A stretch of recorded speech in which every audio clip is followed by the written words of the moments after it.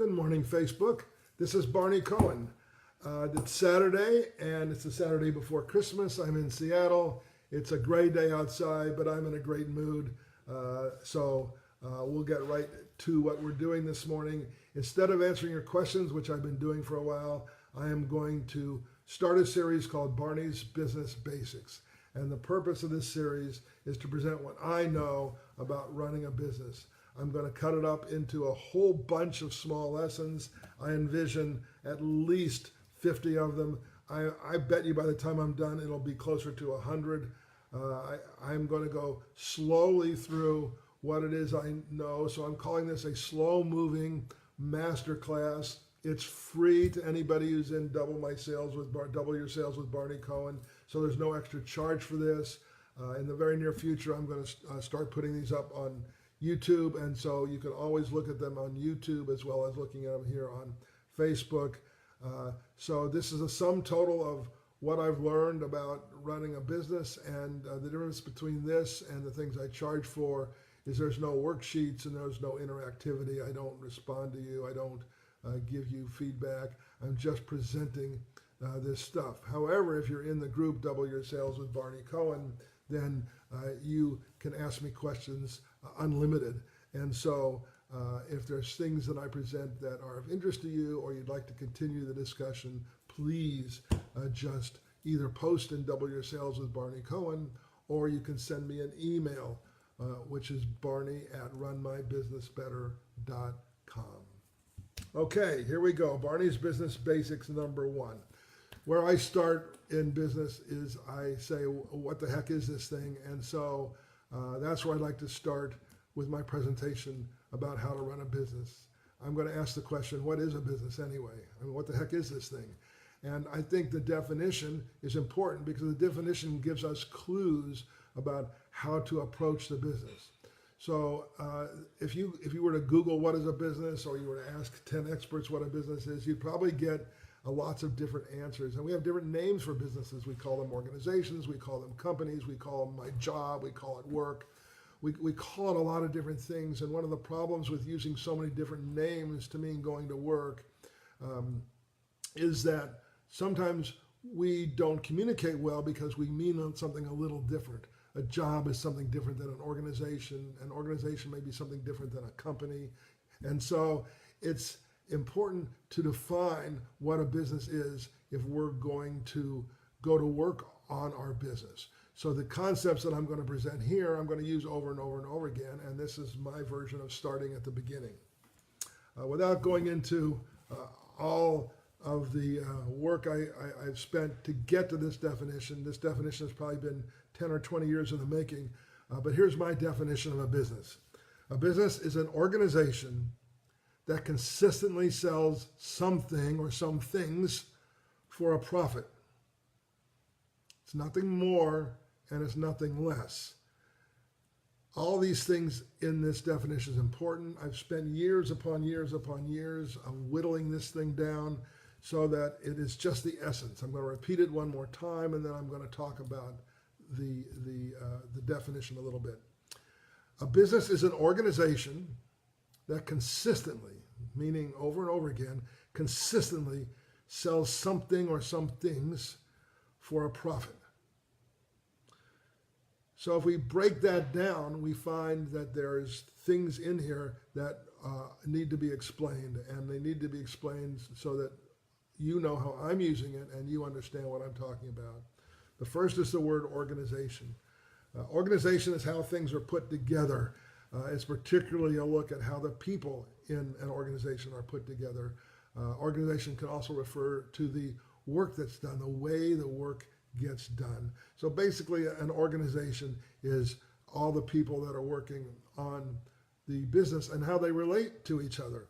Now, you may think that there's not much of an organization in a small business. So if we take a business that is a solopreneur or one person working on a business, you might think that there is no organization. And that's not true for a couple reasons. Number one, I've never met a solopreneur that really does everything 100% by himself. You can't have a business without customers, so that brings something into the equation that needs to be looked at. And most business, I mean, I've yet to see a business that really doesn't have some kind of supplier. So even if you're a single person business, you also have suppliers, or you got to get your inventory. What you sell, you've got to get it somehow. So that is part of the organization too. How things come to you, how things leave from you, how the people that are working with you or for you all relate to each other. That's what I mean by organization. Sometimes you may look at a business or a person and think they're a single person business, and they're really not. The first thing I think of when I think of a single person business is a writer, a person who slaves away writing his book and then takes his book for publishing. But any successful writer probably has a whole bunch of people in the background that you don't think about when you're thinking of the writer. I'm talking about people like editors and copywriters and just people to bounce ideas off of. It's very hard to go from the beginning to end of creating anything without getting some feedback. So even a very small company with what looks like one or two people still has other people involved, and that's what I mean by organization. Good morning, Shannon. Thanks for joining. The second word I use that I think is so important is consistency. So an organization that consistently sells something for a profit. Why is consistency so important? The reason why consistency is important is because you don't really have a business unless you can do something over and over and over again. And I use a couple examples to try and illustrate this. Something that a lot of us do if we have homes and we build up stuff is we'll have a garage sale every once in a while. And if we have a garage sale once a year, that's not a business. We are selling something, and we hopefully are selling something for a profit, or at least we're making something on it. But it's not a business. I call it an event. And what's the difference between a business and an event? An event is something that happens every once in a while. A business is something that you do over and over and over again. So if you have a garage sale once a year, that's an event. But if you were to have a garage sale every week, you probably have a garage sale business. You probably are in the business of buying stuff and selling stuff. And so it's that consistency that you do it over and over and over again that turns what might be an activity or an event into a business. Let me give you another example. My grandkids decided to have a lemonade stand for Lemonade Day. Did you know there was a National Lemonade Day? And they set up their stand and they sold some drinks, and they thought it was all great fun, and they made some money. Although I'm not really sure how much money they made because they weren't really counting what everything cost. And I was all for it. I think it's a wonderful way for kids to learn some of the basics about making something and selling something. So it's a very cool thing. I'm glad that they were doing it. However, that's not a business. That's an event. It's something they did. What would turn it into a business? Well, instead of doing it once a year, what if they did it once a month? Well, that's still probably just a hobby. What if they did it once a week? Oh my goodness, this is starting to feel like real work. What if they did it every day? If my grandkids sold lemonade every day, I would call that a business. And so what makes the consistency thing so important is that you need a certain amount of volume to be able to get the business rolling and going and continuing. And also, and I think even more important, if you do something over and over again, you get better at it. And you get confidence that you're doing a good job. And that confidence that you're doing a good job is really important for the customer. The customer, if they're going to buy something from you, they have to believe that you're going to deliver what it is that you're offering. And the more you do it, the better you get at it, the better you'll be at it delivering it. Probably the likelihood is that the happier your customer is going to be, the more confidence they're going to have that you are delivering to them what it is they're indeed buying. The more you do something, the better you get at it. And so that consistency is really important, because when you sell something, you're implying that you're better at this than the person who's buying it. Otherwise, why would they buy it from you? If I thought I could make a better glass of lemonade in that moment than the kids did, I'd go make my own. I buy something from somebody else because I think they're good at it, probably better at it than I am. And so this consistency, this doing it over and over again, is the way you get there. It's the way you get to the point where you are exhibiting that you know what you're all about and that you can deliver a professional service or product for your customer. So the consistency is really important. An organization, a business is an organization that consistently sells something for a profit. So the next big word in there that needs to be broken down is sale. I'm selling something for a profit. What the heck is a sale? A sale is a transaction, meaning money's changing hands. It's a transaction between a seller and a buyer. It's a two-sided transaction. You can have 3 or 4-sided transactions, but when you break them down, you see that they're just a whole bunch of two-sided transactions. You have a transaction between a seller and a buyer in which a product is being exchanged for a payment. So the product belongs to the seller, the payment belongs to the buyer. When you shake hands and say, let's do an exchange, the seller gives the product to the buyer gives a payment to the seller. So you have 4 things in here. You have a seller, you have a buyer. So seller is you, the buyer is the customer. The product is this thing you're making, whether it's a tangible product or a service. And the payment is what you receive for for delivering this product. Each one of these 4 things are really, really important in a business. And so they each one deserve their own attention in a Barney Business Basics presentation. So they will be the subject of future Barney Business Basics talks. But for the moment, I want you to get your head around the fact that a sale has these 4 components. And unless all 4 of them are there, you don't have a sale. All 4 of them have to be there. You must have a seller, you must have a buyer, you must have a product, and you must have a payment. You take any one of these 4 things out and you do not have a sale. And the last thing I said that I think needs a little attention is profit. Business is an organization that consistently sells something, a product, for a profit. Why is profit so important?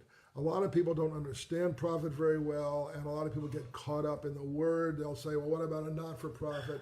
Not-for-profits make a profit too. They just don't call it the same thing sometimes. They call it sustainability.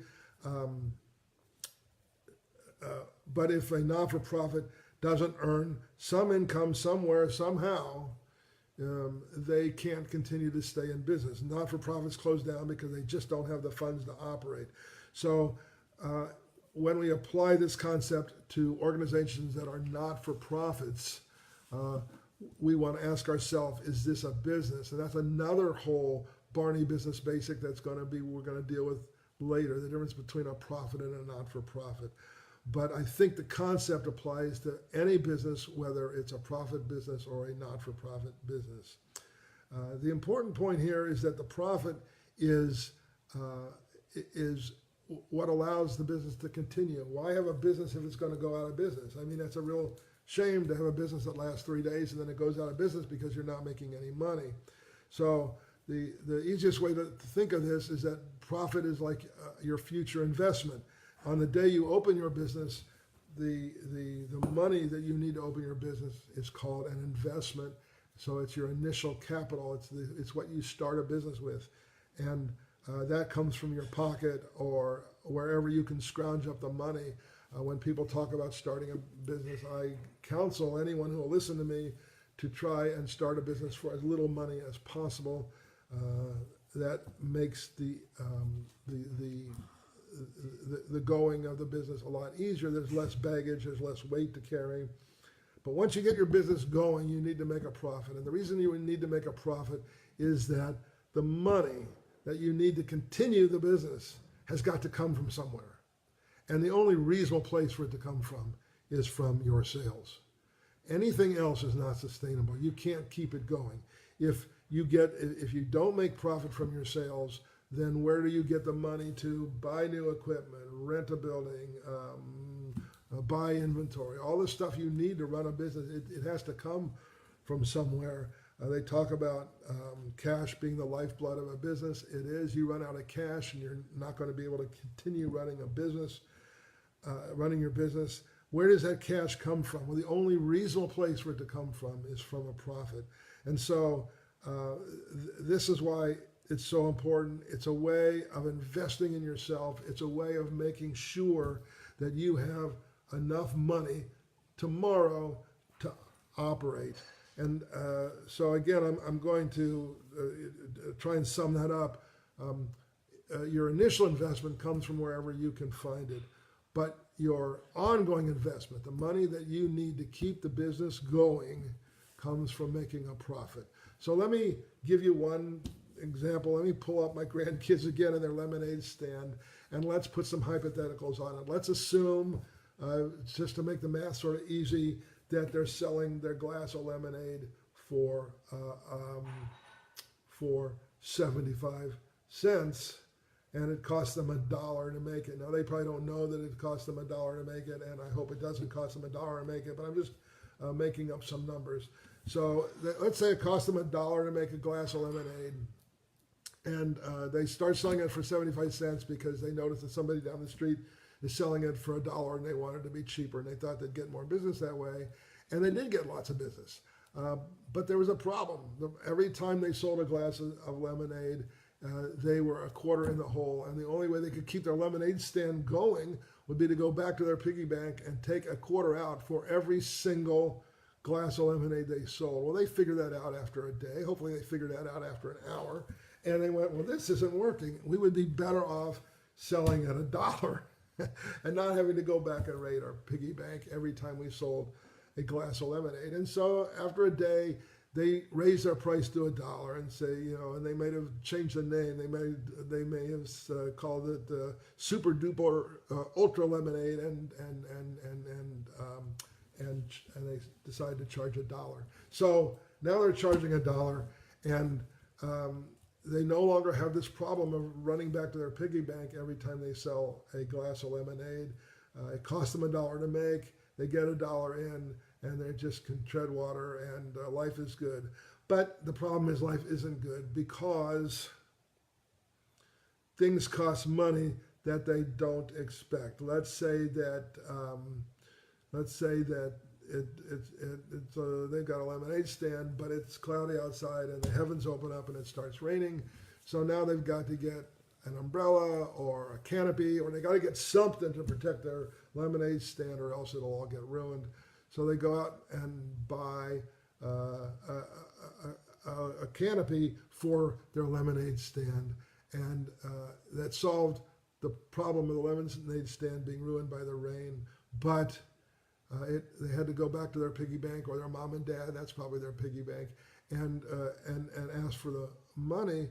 And if they want to make a business out of it, they want to get to the point where they were going to do this every day, they would soon find that they would be better off charging a little more than $1 and taking a little bit from each sale and putting it back into the piggy bank so they had money for a rainy day. So the moral here is that if you want to build a thriving business, you need to charge to your customer more than it costs you to make something. The difference we're going to call a profit. We're going to get into this much more later. What is profit exactly, and where does it show up, and how can you see it, and how can you measure it? So we'll talk about this a little bit in one of my future Barney Business Basics courses or classes.